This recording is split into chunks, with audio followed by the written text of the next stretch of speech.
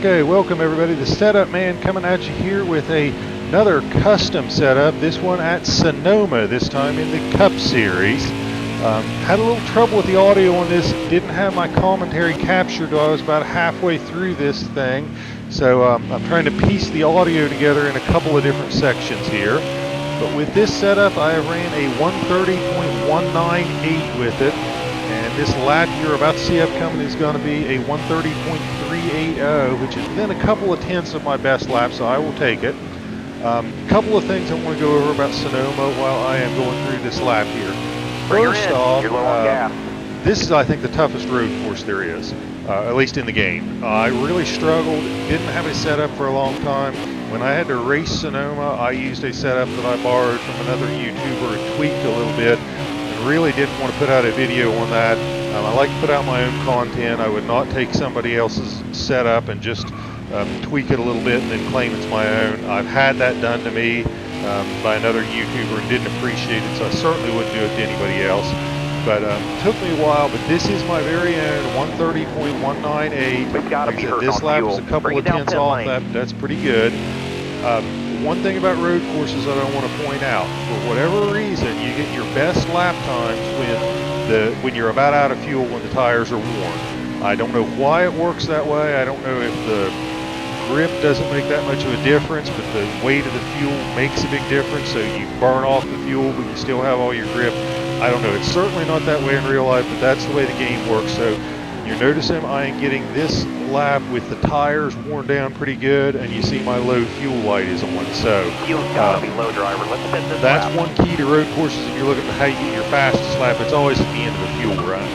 That was a great but here lap. we go. This is going to be the end of the lap. I'm going to hit a 380 on this, and then you're going to hear my commentary come in here in just a second. Once I cross the start-finish line, it'll be kind of the normal commentary. So here we go, and it's going to transition over to the regular commentary shortly. Thanks for watching. All right, so let me back up here and get to kind of a good starting point here.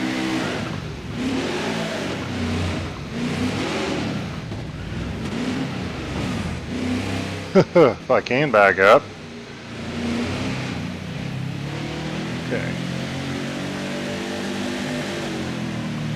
So here we go. So you're basically kind of almost wide open. Maybe you burp the throttle just a little, but you're basically wide open. Around about here, you're going to start lifting, and as you start lifting and getting into this turn here, I tap the brakes, or actually I start getting on the brakes and I downshift to third, then I'm on the brakes a little more and I'm downshifting to second coming into here.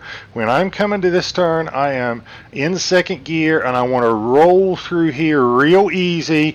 I'm coasting, no throttle, trying to get the car to turn. I'm easing back on the gas here. About the time I get to right here where I am even with the rumble strips on the left, that's where I start getting hard on the gas. Now, I am not all the way over here, but I am hard on the gas here in second gear, running it up here. I'm going to eventually hit third gear as I'm approaching this uphill left-hander here. About the time you see this thing starting to turn a little bit where the suggested line starts to move from the right side to the left side, this is my point of where I am starting to brake. I'm on the brakes kind of, I guess you'd call it moderate, not real hard, but it's a little more than a tap.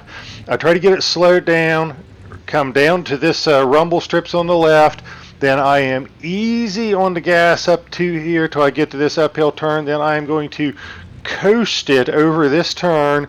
You got to be very careful here. The theme of Sonoma is take what the car will give you. Don't try to force it, don't try to be too aggressive, but right here I'm going to start turning the wheel. I'm not jerking it. I'm being very smooth. I'm letting the car coast, and then I am hard on the gas, and I am staying in third gear. I feel like downshifting to second gives you too much torque. When you get on the throttle, it makes it too easy to spin the tires and spin out. I'm staying in third gear all the way through here.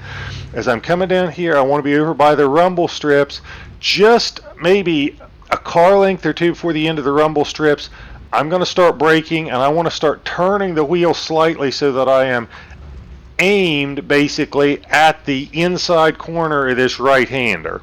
And I am on the brakes pretty hard. This is probably almost as hard as I am when you come to the hairpin at the end of the course, but I'm on the brakes really hard, downshifting really quick, third, second, first, just real quick downshift. We need fuel. Then as I get to about here, I'm trying to get off the brakes, coasted in first gear around this turn. I don't really want to get on the throttle till I basically get the car straightened up. It's so easy to spin the car out here. You're in first gear, you got so much torque in the engine. I kind of wait till I get the car straightened up. I want to be over here, and these little nuances are what's the difference between like a 30.2 or 30.3 and a 31.1 or 31.2. It's just like a lot of the ovals, it's the subtlety. This turn, you want to set yourself up over here in first gear so that I can take a nice good angle and arc into here. I'm running up to second, I'm running up to third. If I hit this perfect, I will not lift at all. Rarely do I hit it perfect. Usually I have to lift just a little bit coming through here, and then I am hard back on the gas, and I am coming to this uphill, and this is the hardest turn. There's not really a braking point, but what I am doing is I am in third gear, and probably about here I am starting to brake. I'm fairly hard on the brakes because it's easy to get the car basically airborne on two wheels sliding all over the place. I stay in third gear and brake, but again, one of the subtleties is look at where the car's angled. It's not angled to go straight, it's angled to set up for that next left-hander that is over this hill. So I am on the brakes fairly hard, and a lot of times it seems like it helps if I pump the brakes a little bit as I'm coming over here. And it seems like as you're cresting this hill, I know it's hard to watch the speedometers, you're doing all this stuff, but it seems like if you're low to mid 80s in as terms of miles per hour, it helps you get over this hump without getting up in the air, getting on two wheels. As soon as we start onto the downhill though, I am starting to lift and let this thing go and kind of roll around the corner. And I am trying to hit this corner on the inside of it, and I'm starting about here to get on the throttle, but I'm either easy on the throttle or I'm kind of feathering the throttle where I'm on and off it. Okay, kind of taking what the car will give me to get around this corner, and I'm still feathering it. About here is where I'm getting full throttle. Okay, so here's where I am hammer down, and I am way inside of the suggested line here, and I'm still in third gear. I never shift down to second through there. I feel like it's too easy to spin out when you start getting back on the gas. I can do it in second gear, but I'm a lot more comfortable in third. I'm coming up to here, and now about the time you hit this mark here where we kind of see the transition in the pavement, there's a little seam under me here. This is where I am probably hitting fourth gear. And then as I am coming up through here, next we've got this big sweeping right-hander. I don't know if it's called the carousel or what, but when you look at these billboards, it's hard to find a mark, okay? But I try to be out here and I try to look at the billboards, and about the time I see this Coca-Cola sign, that's my braking point. Now I'm sure that by the time I see it and then react to brake on it, I'm probably up around here by the time I'm braking, but I am looking for that Coca-Cola sign. When I see it, that's when I start braking and downshifting. It's a very quick downshift, fourth, third, second. That's how I get down here. I am braking all the way up to about here, and one thing I'm doing, and this is a technique you use sometimes, I'm on the brake pretty hard to get it slowed down, but as I'm trying to get the car to turn, I'm easing off the brake, but I am still on the brake a little bit here even though I'm into the turn, and then I eventually just probably about here I've eased my way all the way off the brake. But you're on the brake hard when you're downshifting. When you start to get into the turn, you start lifting off the brake and use less and less brake until you're off of it. I don't worry about getting too high in this corner. This is a corner where you roll it, and it seems like I never hit that suggested line. I am always a little bit wide. It seems to work better. I seem to get a better run through the S's by going a little bit high through this section. And this is, if there's any corner you want to overshoot on the track, it's probably this one, because sometimes you can get just a great run into the S's. But when I'm coming through here, I am probably about to these rumble strips before I'm full throttle in second gear. And then I am running up through the gears. I'm up to third. I do not hit fourth gear. I kind of roll it through here, and these are S's. You're trying to straighten out the S's, and I'm holding it pretty straight all the way through here, hitting the inside of one turn, then the inside of the next turn. When I am here about the end of these rumble strips, I usually tap the brakes. Sometimes if I hit it perfect, I don't, but I will a lot of times tap the brakes here just to slow me down, to give me a little bit of a better entry into the corners. In these S's, what I have found is it's okay to hit the rumble strips, but if I feel like I'm hitting it perfect, I'm not on the rumble strips, and here's why. It seems like when the tires are worn, when you transition off the rumble strips, it can make the car get loose on you. So I try to run it just like I am now and be right next to the rumble strips but on them. If you hit the rumble strips, it's okay, especially on new tires, but be aware that on old tires it can mess you up. I am hard on the gas here, and then I am lifting as I go through here, and again I'm trying not to hit the rumble strips, but I'm just rolling over this and trying to be right here next to them. And I should back up and say in that last S corner I was lifting there too and kind of rolling through it. And then I've got to get the car turned and straight, because this is kind of almost like cresting over a hill. The car is kind of light on the wheels. It's not gaining air like it does if you go over that uphill turn too hard, but it is light and it's easy to spin out. I let the car get pretty straight before I get real hard on the gas, and then I am hammered down. And again, I went through that whole S section in third gear. Now I'm coming up through here. When I hit the red line, I shift it up into fourth.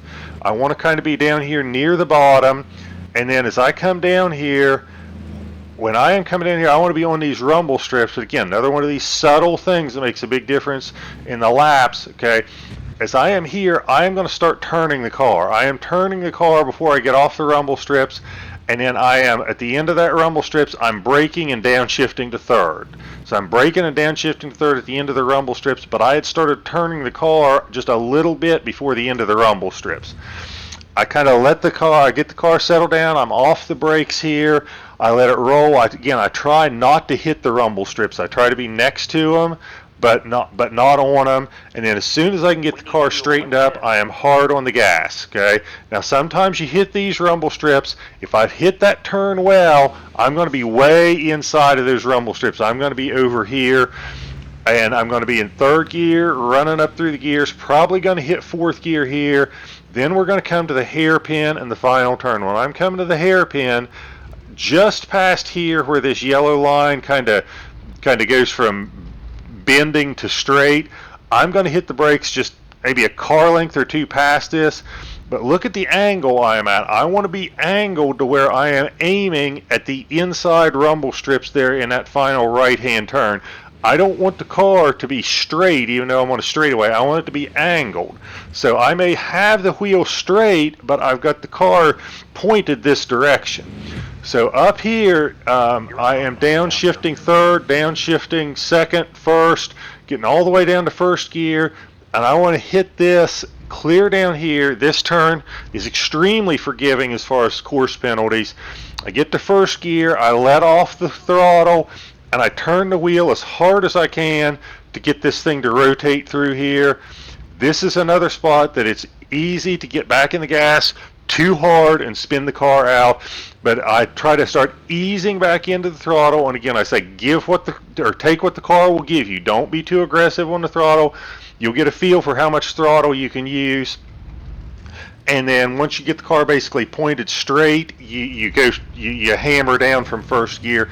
But again, that last hairpin, another one of those subtleties. You want to be angled to those inside rumble strips when you're coming up to it, and then you kind of want to cut that turn on the inside of those rumble strips because you don't get a penalty. Then I am coming up here, and now you're running up through the gears, first gear, second gear, third gear. About the time you hit this corner here, you should be in fourth gear, and then you're going to cross the start-finish line way out here. Then I think this turn, you have to lift just a little bit. Maybe if you hit it perfect, you can't, but I usually lift, and then we are back up here to where we started. and that is a lap at Sonoma. So with that being said, there is my best time of a 130.198, and let's go to the garage.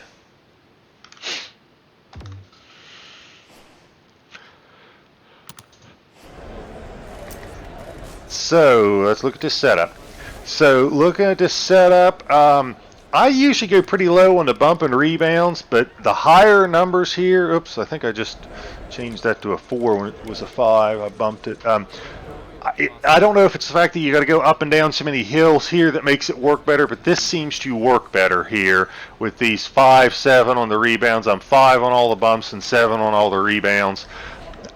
You are basically turning right most of the time at Sonoma. Since you are turning right most of the time, I put my left weight way down. Usually on an oval, you put that left weight way up. You want more weight on the side where you're turning. So you put the left weight way up on an oval. Well, if you're turning right, you want the left weight to be down and that right side weight to be up. So I shifted a lot of weight over to the right side. The front weight and wedge are pretty typical of what I run at road courses. Ride height is 4 on both sides. Sonoma's really easy to spin out. Really, really super easy to have a car spin out on you. So I went down about 100 pounds on the left and right springs there at 500. Lowering those springs helps keep you from spinning out. Really, really low on the tire pressures. I felt like you got to have a lot of grip. You got to have the car gripping the corners to turn. You got to have grip when you accelerate. You're not going to have real high speeds here. So I don't need real high tire pressures. It seems like higher tire pressures help you gain more straightaway speed, but the lower pressures allow you to grip the pavement more. And I really don't want the car sliding or spinning, so I went way down on the tire pressures. I run positive cambers at most of the road courses. Now you could probably fool around with this and increase the left front camber more to get it to turn better, but or maybe actually make it less. But you could play with the cambers, but I felt like it worked pretty well with both cambers the same way. This is a little bit stiffer sway bar than normal, but it seemed to work pretty well. I fooled around with running a rear sway bar to try to keep the car from spinning out, and it didn't seem to help much, but it did seem to drastically slow down my lap time, so I had to get rid of the rear sway bar. But I did play around with it, but it just didn't work for me. Track bars. This thing does get to slide around a lot with you as the tires wear. That helps you sometimes to get better lap times. If it's a little too loose for your taste when those tires wear, go down on the track bar. Take it down to a 7 or an 8 or something and tighten the car up. Not a whole lot of anything else to say here. The gears, I don't think there's anything real radical in the gears. I think I don't know what the defaults are, but the gears seem to work. You can play around. You use the transmission a lot to slow yourself down on the road courses. So the gearing is more about where do you want those gears to help you when you're downshifting than it is anything else. But I don't think the gears are real different maybe from what they started off with. But that's my Sonoma setup. Took me a long time to get here, but I got it. A 130.198 is my best. Try it out. Let me know what you think. Give me some feedback on it. Thank you guys so much for the support. Hope this setup works for you and you run lots of fast laps with it. Thank you guys for watching. And with that, I'll end it by saying have a great day.